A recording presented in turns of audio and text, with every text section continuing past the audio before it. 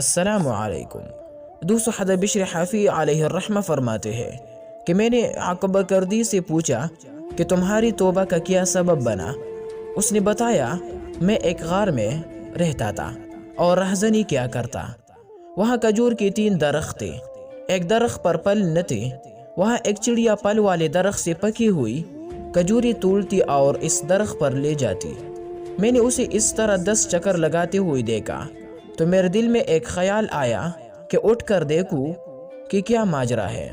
جب میں نے اٹھ کر دیکھا تو وہاں ایک اندھا سانپ تھا اور چڑیا اس کے منہ میں وہ دانے ڈال رہی تھی۔ یہ دیکھ کر میں رونے لگا اور میں نے کہا کہ میرے آقا، سانپ کو تیرے نبی صلی اللہ علیہ وسلم نے مار ڈالنے کا حکم دیا اور تو نے اس اندھے سانپ پر چڑیا اس کی کفالت کے لیے متعین کی ہوئی ہے، اور میں تیرا بندہ ہوں، تیرے وحدانیت کا اقرار کرنے کے باوجود رہزنی کرتا ہوں۔ میرے دل میں جیسے آواز گونجنے لگی، اے اکبر، میرا دروازہ کھلا ہے۔ تو میں نے اپنی تلوار توڑ دی اور اپنے سر پر خاک ڈالی اور زور زور سے پکارنے لگا، اے اللہ، معاف کر دے، رحم کر دے۔ اچانک میں نے غیبی آواز سنی، ہم نے تجھے معاف کر دیا۔ میرے رفقا کو پتہ چل گیا تو انہوں نے مجھ سے پوچھا، تجھے کیا ہو گیا ہے؟ تو نے تو ہمیں پریشان کر دیا ہے۔ میں نے کہا کہ میں دکتارا ہوا بندہ تھا اور اب نیک ہو گیا ہوں۔ تو وہ لوگ کہنے لگے کہ ہم بھی دکتارے ہوئے ہیں، اب ہم بھی نیک بنیں گے۔